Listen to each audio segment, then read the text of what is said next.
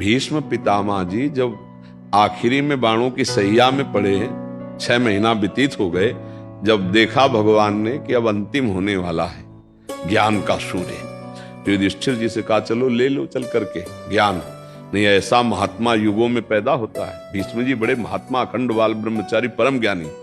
तो गए वहां, पांडव और द्रौपदी जी भी थी। जब ज्ञान की वार्ता करने लगी तब उन्होंने द्रौपदी जी ने कहा कि पितामह आज तो बहुत ज्ञान की बातें कर रहे हो। उस समय क्या हुआ था जब सभा में मैं चीख चीख के पूछ रही थी, उस समय क्यों नहीं बोले थे? ज्ञान कहां गया था आपका?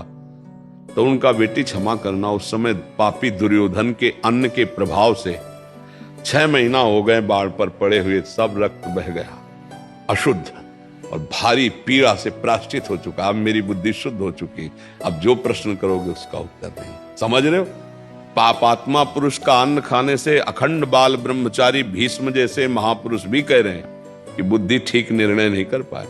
तो अगर अधर्माचरण से कमा के आप दान भी करोगे तो पाप ही होगा, क्योंकि वो भजन के लिए बैठा था, उसकी बुद्धि भ्रष्ट कर दी। तो पहले तो तुमने पाप किया, पाप की कमाई दी तो उसकी बुद्धि भ्रष्ट हो गई, और डबल पाप। पाप से कभी धर्म नहीं होता।